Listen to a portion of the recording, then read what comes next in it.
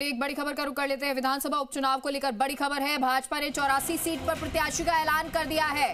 कारीलाल ननोमा को प्रत्याशी बनाया गया है। शेष 6 सीटों पर पहले ही ऐलान हो चुका है और अब क्योंकि कल नॉमिनेशन का आखिरी दिन है, उससे पहले आज प्रत्याशी की घोषणा की गई है। 84 में ये प्रत्याशी की घोषणा की गई है। हालांकि अभी तक इंतजार किया जा रहा था कि कांग्रेस जब अपने प्रत्याशी की घोषणा कर देगी 84 में, उसके बाद बीजेपी अपने प्रत्याशी की घोषणा करेगी और ऐसा ही हुआ है। और अब बीजेपी ने अपने प्रत्याशी की घोषणा कर दी है। 84 से कारीलाल ननोमा को प्रत्याशी बनाया गया है। 6 सीटों पर पहले ही ऐलान हो चुका है और उपचुनाव की ये एक और सीट जो 84 की सीट है, जहां त्रिकोणीय मुकाबला देखने को मिलेगा और टक्कर अच्छी खासी नजर आएगी। किसका प्रभाव नजर आएगा, जनता किसके साथ जाती है, ये देखना होगा। फिलहाल 84 सीट से प्रत्याशी का ऐलान भाजपा ने कर दिया है और लगभग कल तक जो नॉमिनेशन है वो भर दिया जाएगा, क्योंकि आखिरी डेट भी कल की ही है।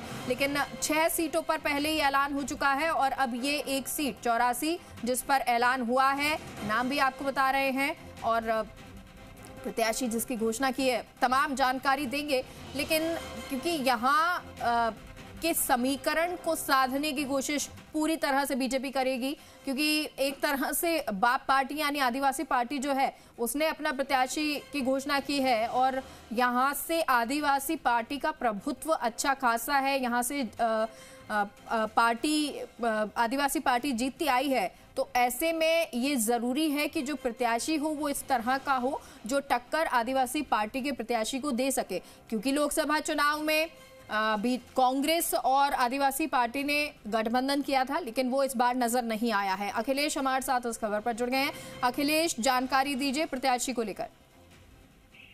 देखिए, बताना चाहूंगा कि डूंगरपुर जिले की जो 84 विधानसभा सीट है, वहां पर उपचुनाव को लेकर अब टिकटों को लेकर पूरी स्थिति साफ हो गई है।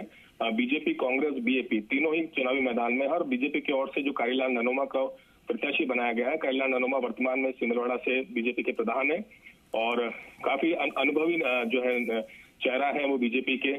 और इससे पहले सुशील कटारा लगातार 2 बार से हारते आए थे बीजेपी से, इसलिए बीजेपी ने इस बार नया जो चेहरा है वो चुनावी मैदान में उतारा है और अनुभवी चेहरा है। क्योंकि एक और जहां बीजेपी और कांग्रेस ने युवा चेहरे को टिकट दिया है, तो वहीं बीजेपी ने एक अनुभवी चेहरे को मौका दिया है। तो कुल मिलाकर कहीं ना कहीं सीट पर अब त्रिकोणीय जो मुकाबला है वो देखने को मिलेगा। जी लेकिन अखिलेश, क्या अभी ये भी संभावनाएं हो सकती हैं कि कोई बागी हो या कोई विरोध या किसी तरह के विरोध के स्वर नजर आए? देखिए, बताना चाहूंगा जैसे बीजेपी की ओर से जब टिकट की घोषणा की गई थी तो जो पैनल में शामिल थे पोपट खोखरिया, जो कि बीजेपी के नेता थे, उन्होंने विरोध दर्ज कराया था, टिकट नहीं मिली थी। इसके बाद जैसे कांग्रेस की देर रात को सूची जारी हुई, उसके बाद में महेश जो रौत है, उनको सरपंच है, उनको उम्मीदवार बनाया गया है। इसके अलावा कांग्रेस के जो विनोद कटारा है वो भी दावेदारी कर रहे थे, लेकिन उनको टिकट नहीं मिली। हालांकि इस संबंध में उनका अभी तक कोई बयान जारी नहीं किया उन्होंने।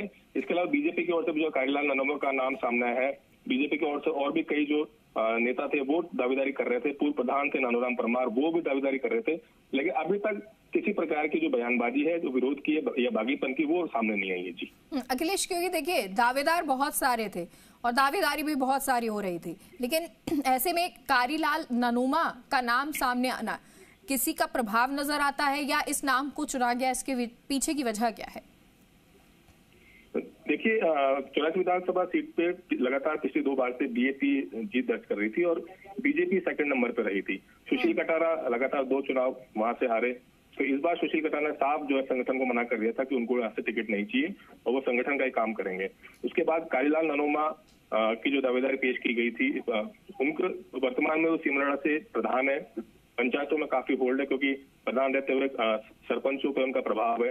तो कहीं ना कहीं पार्टी के जो वरिष्ठ नेता पूर्व मंत्री सुशील कटारा है, जो कि पहले उम्मीदवार भी थे, उन्होंने भी उनकी पैरवी की थी और जो बीजेपी के जो अन्य लीडर्स हैं उन्होंने भी उनकी पैरवी की। तो कहीं ना कहीं कारीलाल को उम्मीदवार बनाना बीजेपी के लिए इसलिए फायदेमंद साबित हो सकता है क्योंकि वो वर्तमान प्रधान है और कई जो पंचायतें हैं उनका वहां पर प्रभाव है। जी महेंद्रजीत मालवीय, उनका कितना रोल अब आगे रहेगा, क्योंकि अभी प्रचार प्रसार भी शुरू करना होगा? देखिए, महेंद्रजीत सिंह मालविया जब कांग्रेस छोड़ के बीजेपी में लोकसभा चुनाव लड़ा, हालांकि उनको हार का सामना करना पड़ा और आदिवासी नेता है वो कांग्रेस पर है, तब भी उनका वर्चस्व था। बीजेपी आने के बाद में अभी भी उनका नाम है और जो होल्ड है वो डूंगरपुर और बांसवाड़ा दोनों ही जिलों में उनका रहता है। इसके अलावा उनके साथ में जो चिखली के जो पूर्व प्रधान थे पहले कांग्रेस से महेंद्र बरजोड़, वो भी बीजेपी में शामिल हुए थे, तो उनका चिखली क्षेत्र में प्रभाव है। तो कहीं ना कहीं महेंद्रजीत सिंह मालविया का भी 84 क्षेत्र में दखल देगा, क्योंकि राजकुमार राउत ने उनको हराया था। तो बदले के स्वरूप में हो सकता है कि वो यहाँ आए, चुनाव प्रचार करें और बीजेपी को फायदा दिलाएं। जी ठीक है, बहुत बहुत शुक्रिया आपका अखिलेश इस तमाम जानकारी के लिए। तो कारीलाल ननोमा को प्रत्याशी बनाया गया है और प्रधान रहते हुए उनका अच्छा होल्ड क्षेत्र में रहा है और इसी वजह से उनको प्रत्याशी के तौर पर, उम्मीदवार के तौर पर बीजेपी ने उतारा है। तो आज ये घोषणा हो चुकी है और इसी के साथ 7 सीटों पर स्थिति क्लियर है।